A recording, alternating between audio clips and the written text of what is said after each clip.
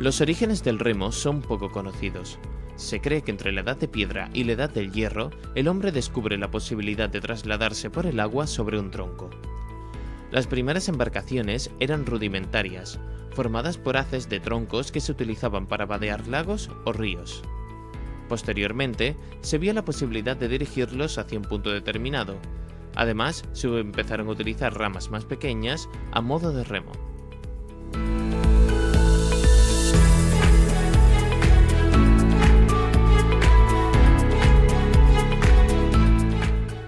Las primeras noticias fiables sobre embarcaciones movidas por remos datan del Antiguo Egipto y de Grecia. En Egipto hay documentos y dibujos de embarcaciones a remo, llamadas esquifes, que datan del 2800 a.C., y otras llamadas pentecoteras, que eran impulsadas por 50 remeros.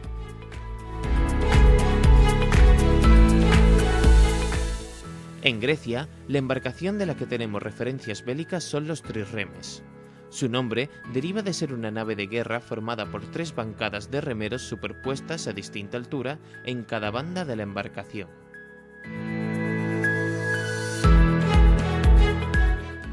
En el Imperio Romano aparecen las galeras, donde los remeros llamados galeotes remaban por ser esclavos o condenados. De hecho, estos iban encadenados al remo.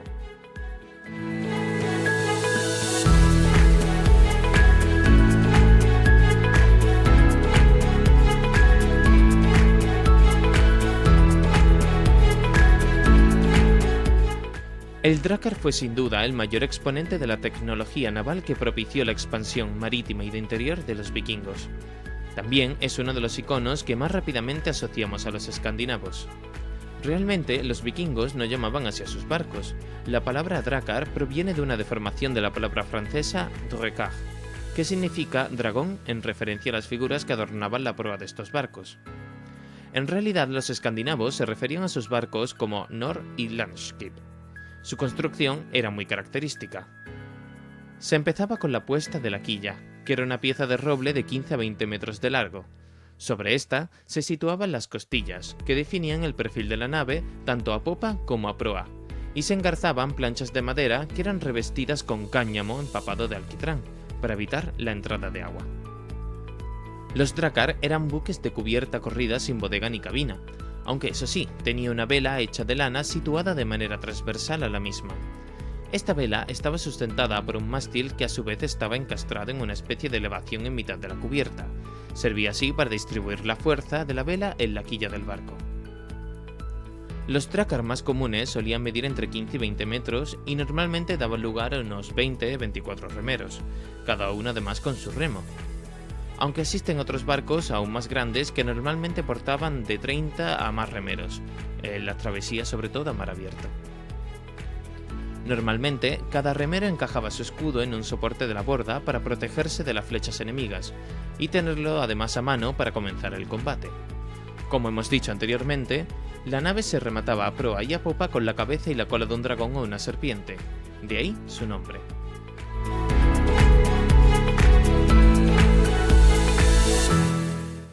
Según diferentes autores, la cuna del remo es Venecia, que debido a su singular emplazamiento propició y sigue propiciando diferentes festivales de actividades acuáticas en las que las embarcaciones propulsadas por remos estaban y siguen estando muy presentes. En 1315 se celebró en Venecia la primera regata que podemos considerar una auténtica competición de remo, utilizándose el término rigatare, que significa regata, y donde se competía para conseguir un premio. Entre todas las embarcaciones existentes en Venecia destaca el Bucintoro, una embarcación utilizada por el dux y demás autoridades civiles y religiosas desde la Edad Media hasta 1798, cuando fue destruida por las tropas de Napoleón. Esta embarcación era movida gracias a la acción de 168 remeros, 4 por cada uno de los 42 remos. Por otro lado, en el año 1454 en Londres se realiza el primer desfile del señor alcalde, el llamado Lord Mayor's Day, en el cual se incluían numerosos y magníficos barcos. Por aquel entonces, Londres y Westminster eran 2 pequeñas poblaciones separadas por campo abierto. La forma más rápida y segura para llegar de una a la otra era viajar por el Támesis. Actualmente se realiza, pero con menor acompañamiento de embarcaciones. Ya solo son 24 barcos tradicionales pertenecientes a compañías y a la autoridad portuaria. La embarcación en la que se pasea actualmente el señor alcalde se llama Gloriana. Está inspirada en las barcazas londinenses del siglo XVIII. Mide 29 metros de eslora y es movida por 18 remeros y 2 motores eléctricos intraborda.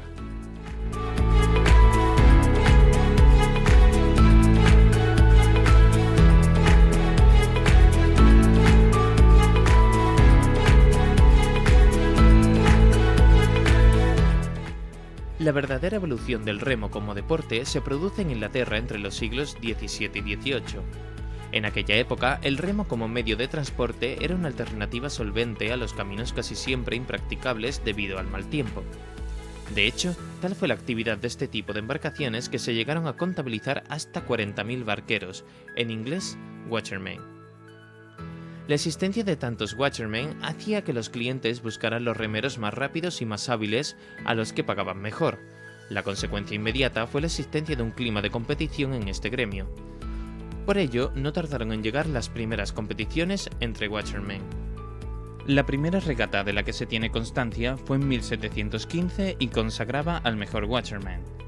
La idea partió de Thomas Dugget cuando requirió la ayuda urgente de un watcherman para cruzar el Támesis una noche con malas condiciones climáticas. Había escasa visibilidad y fuertes rachas de viento. Tuvo muchas dificultades para encontrar uno hasta que dio con un joven que acababa de graduarse como watcherman, que aceptó llevarlo.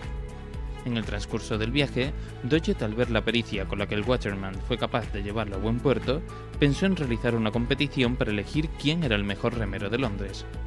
Esta regata se sigue realizando todavía bajo el nombre de Dugget's Coat and Badge. Al calor de este tipo de competiciones surgen diferentes clubes de remo fundados por deportistas amateurs que utilizaban el mismo tipo de embarcaciones que los watchermen, y que son los que dan nombre al club. Un ejemplo de estos es el Langer Club, una de las más prestigiosas sociedades de remo que todavía existen en Gran Bretaña.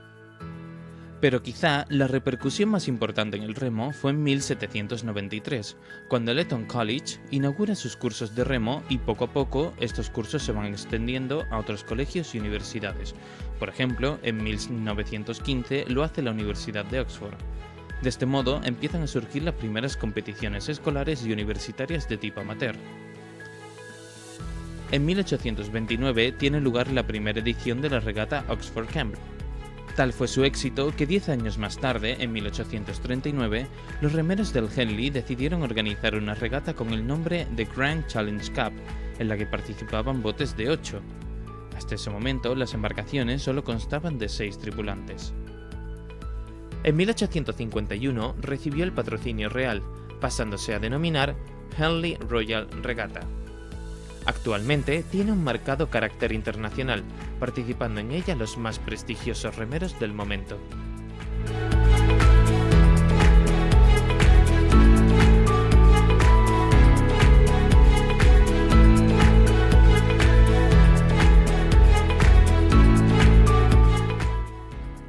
En el siglo XIX se va a realizar un desarrollo sin precedentes en el remo. A nivel teórico, en 1834 se imprime en Londres el primer manual de remo y navegación escrito por John L. Walker, titulado Manly Exercises Rowing and Sailing, donde se hace hincapié de los beneficios que tiene este deporte para el mantenimiento y mejora de la salud. A nivel práctico, se deben destacar varios inventos. En 1828, Ridley construye un soporte de madera para la chumacera. Poco después, en 1830, Emmett sustituye la madera por un soporte de acero, creando así el primer outrigger, el soporte de remo fuera de la borda. En 1841, Clasper perfeccionó este invento. En 1844, Clasper y Taylor constituyen el primer bote de 4 remeros con el casco totalmente liso, lo que supone que el bote es más ligero, más delgado y mucho más hidrodinámico, pudiendo lograr velocidades más altas. El Victoria es el ejemplo más antiguo que aún perdura con este casco sin quilla. Taylor construyó este barco con la quilla en el interior para reducir la resistencia y aumentar la velocidad. Sus barcos de 4 y 8 ganaron todas las regatas entre los años 1856 y 1857. En 1857, Babcock crea el carro sobre el que se deslizan los remeros. Posteriormente, fue perfeccionado por Schiller, por lo que nace el remo en banco móvil. Esta innovación no fue bien acogida por los partidarios del banco fijo. De hecho, hasta 1870 no se permite utilizarse en una regata y hasta 1873 no se utiliza en la Oxford-Cambridge. Otro avance a nivel técnico fue la invención de la chumacera por Make Davis en 1874. Hasta entonces se usaban botes con un pivote y un estrobo en el que se apoyaba el remo sobre los toletes. La chumacera giratoria permite que el remo complete un sector de palada mucho mayor, proporcionando un mayor ángulo de giro. Aunque este invento fue adoptado de inmediato en los Estados Unidos, en Europa, sobre todo en Inglaterra, no se adoptó hasta 1949 por el Lander Club. En 1879 surge la Metropolitan Rowing Association, la Federación Inglesa de Remo, que en 1882 pasará a denominarse Amateur Rowing Association, que se centra en el remo deportivo, desvinculándose así del remo profesional, el que era entendido como transporte de mercancías. En 1892 se crea la Federación Internacional de Sociedades de Remo, en siglas FISA, con el objetivo de unificar las distintas normativas existentes.